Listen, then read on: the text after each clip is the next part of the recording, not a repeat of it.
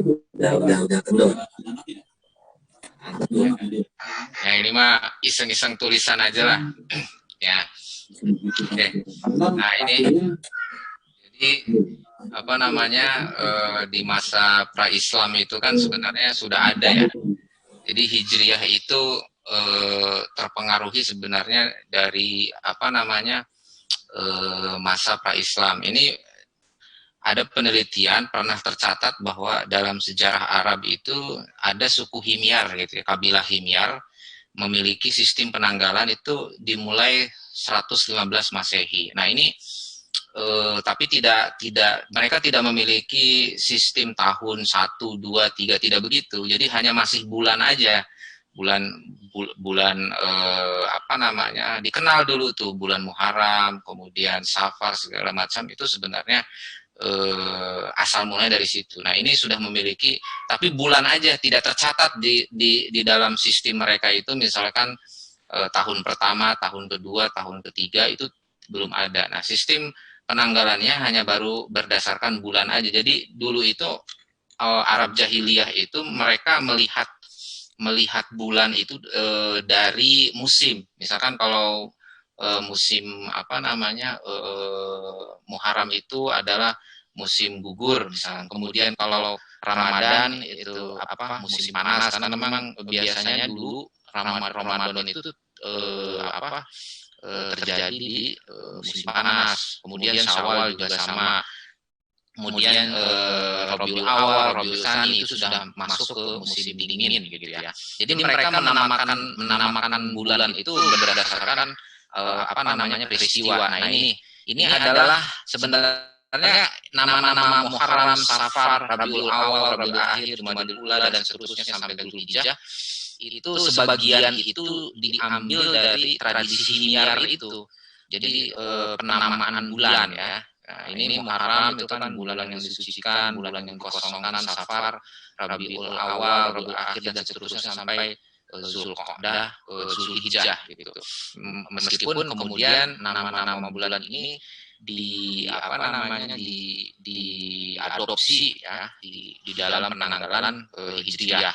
Nah, kemudian ini penamaan selain penamaan bulan, ada juga penamaan hari. Nah, ini yang menarik mungkin sebagian orang tidak mengerti, bukan tidak mengerti asal usulnya belum banyak yang tahu seperti Ahad itu, Isnaini, Sulasa, Al-Arbi'ah, Khamis, Jumu'ah, Sabat dan sebagainya. Nah, ini sebenarnya berasal dari Arab Jahiliyah yang kemudian ada pengaruh dari apa namanya Semitik ya, apa namanya Semitik itu ya campuran dari Yahudi kemudian agama-agama samawi lah misalkan Ahad itu pertamanya bukan disebut Ahad tapi Al-Awwal ya yaitu hari pertama gitu kemudian berubah menjadi Ahad karena berasal dari Wahid ya Auhad yang itu berarti hari pertama.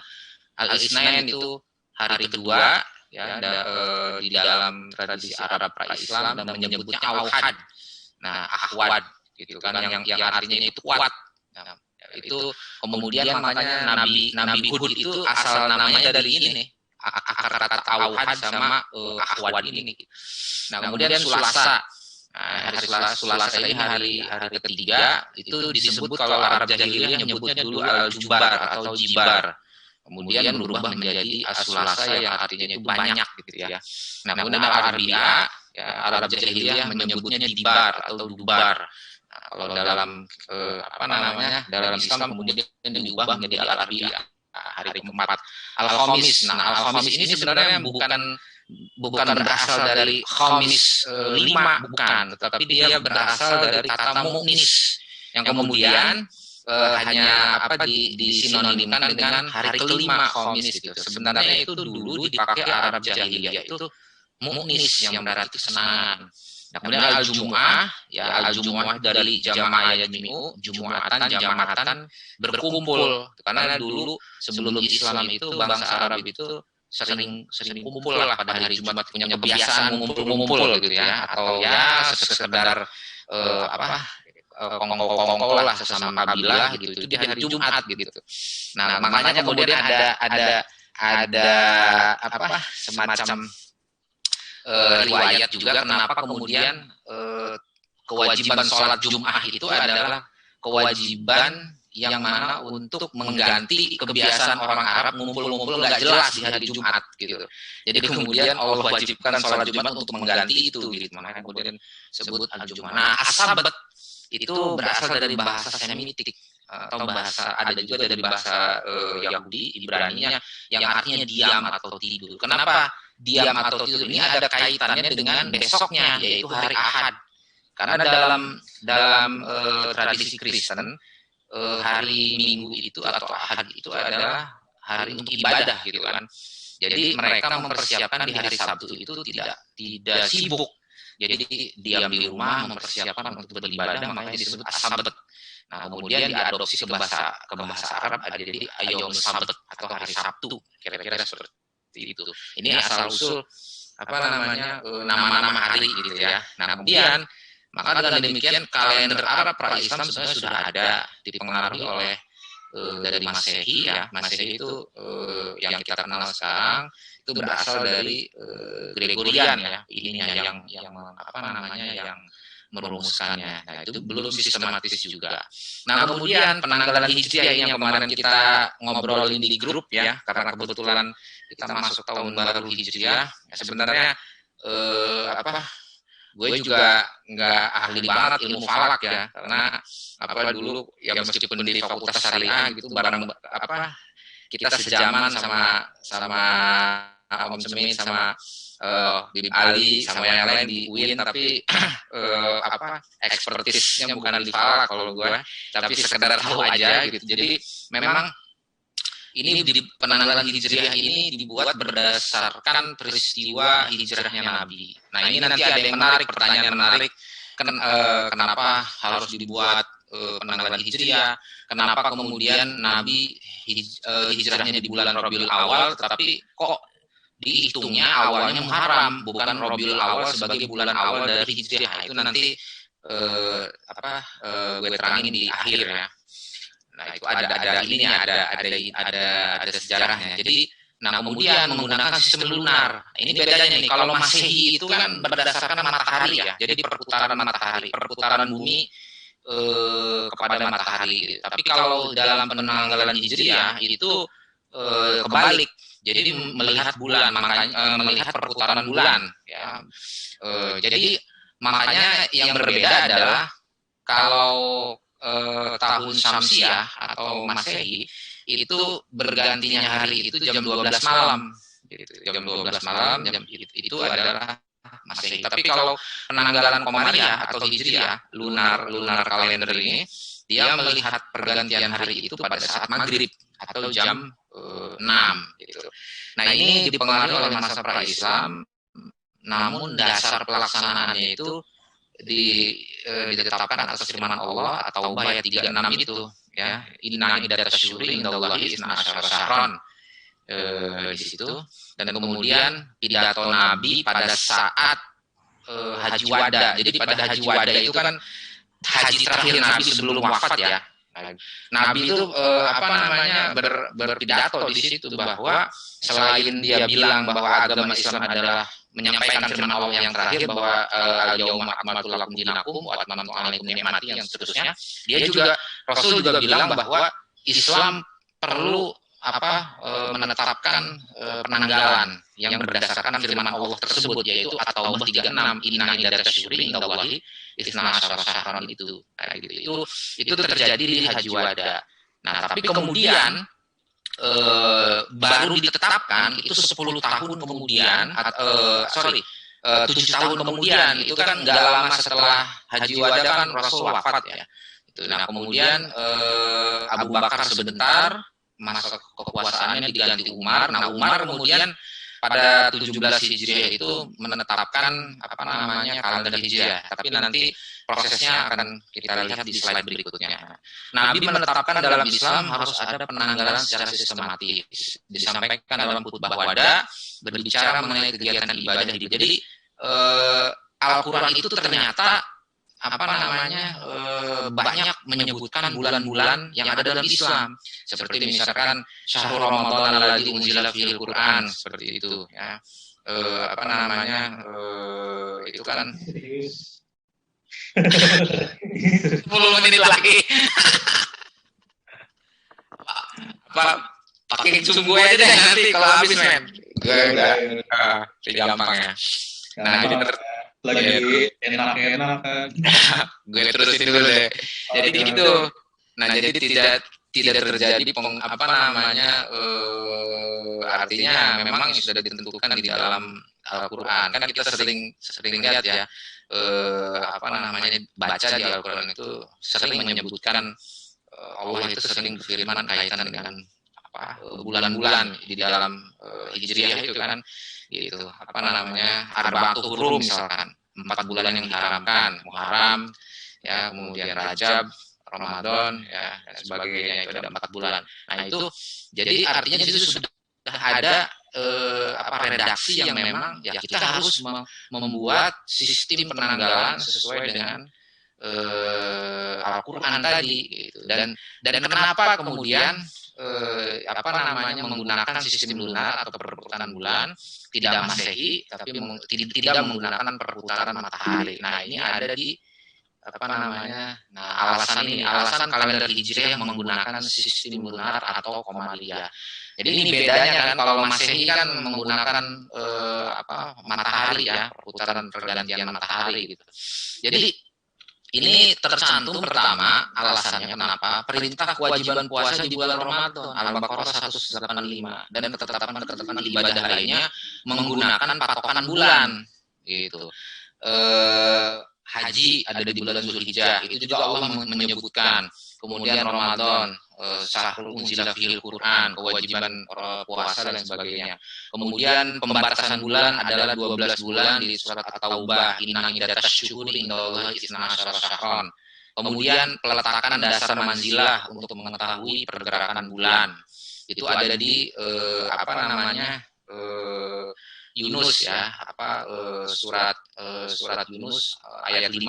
Nah, kemudian ada juga tanda manzilah itu ada di surat Yasin ya, ditandai dengan bulan sabit. Jadi awal bulan itu adalah hilal, kemudian tengah bulan itu purnama, akhir bulan hilal lagi. Nah, itu sudah pertanda bahwa awal bulan itu ada tanda-tandanya gitu. Nah, jadi ini membuktikan bahwa memang kenapa harus memakai lunar atau sistem Qamariyah. Tanda awal bulan itu dengan penampakan bulan di langit seperti misalkan tentang puasa itu ada di Al-Baqarah 183-186. Penentu bulan haji itu Al-Baqarah 189 ya masalah itu bunyinya yasalunaka anil ahillah ya. Jadi orang-orang bertanya tentang apa namanya ahillah itu tentang hilal gitu kan. Nah kemudian dijelaskan di situ bahwa hilal itu adalah tanda untuk apa namanya tanda tahun-tahun dan masuknya bulan haji. Gitu. Jadi itu alasan-alasan banyak sekali ayat Al-Quran yang mengindikasikan bahwa sistem kalender di kita itu ya harus mengikuti perputaran bulan, bukan matahari. Nah ini proses penetapannya panjang sebenarnya ya. Pidato pertama pidato Nabi di Haji Wada 10 Hijriah, diskusi Khalifah Umar dengan para sahabat untuk menetapkan kalender Hijriah. Karena ada kekhawatiran jika tidak dilakukan maka raja atau khalifah setelahnya akan melupakan peristiwa sebelumnya. Jadi Khalifah Umar itu berdiskusi dengan para sahabat gimana nih? Coba kita apa namanya bikin sistem kalender lah gitu. Jadi sesuai dengan firman Allah, pidato Nabi dan lain sebagainya. Kemudian mereka diskusi lagi. Oke, kalau gitu kita tetapkan nih kalender Islam. Tapi awal penetapan itu dari mana? Apakah dari Nabi lahir? Apakah dari Nabi menerima wahyu pertama? Apakah Nabi atau Nabi hijrah? Nah, kemudian muncullah Ali bin Abi Thalib gitu. Ali bin Abi Thalib yang waktu kemarin obrolan di grup itu ada apa yang bilang Ali bin Abi Thalib memutuskan atau mengusulkan awal bulan Muharram. Nah, kemudian Ali bin Abi Thalib memutuskan sudah kalau gitu pada saat Rasul meninggalkan Yasrib aja Jadi hijrah ke Madinah. Oke, semuanya sepakat. Kalau begitu, pada saat Nabi aja dari Mekah ke Madinah dijadikan awal bulan penanggalan awal bulan dari Hijriah, yaitu Muharram. Nah sekarang ya, penanggalan tahun Hijriah ditetapkan Muharram sebagai awal bulan tahun Hijriah karena para sahabat di masa Umar menentukan. Jadi begini, kemarin kan ada tuh postingannya Ustadz Baikuni Shihab ya. Nabi itu hijrah di bulan Rabiul Awal, tapi kok penetapannya di bulan Muharram? Katanya kan mengikuti hijrah Nabi. Hijrah Nabi kan di bulan Rabiul Awal bukan Muharram. Jadi begini. Jadi dulu itu Umar dengan sahabat menentukan bahwa sebenarnya hasrat untuk berhijrah atau keinginan untuk berhijrah Rasul itu sudah ada pada bulan Muharram setelah adanya Baiat Aqobah di bulan Zulhijjah, kemudian masuk ke Muharram. Di situ Nabi sama sahabat sudah ada niat untuk berhijrah gitu. Meskipun kemudian dilakukan atau berangkatnya ke Madinah itu 2 bulan kemudian pada saat Rabiul Awal gitu. Jadi meskipun Nabi datang ke Madinah Rabiul Awal, tapi niatnya udah ada di bulan Muharram. Maka disitulah menurut para sahabat dihitungnya bulan Muharram sebagai bulan pertama. Jadi Nabi itu kan hijrah itu pada tanggal 8 Rabiul Awal, tiba di Madinah tanggal 14, jadi 8, 9, 10.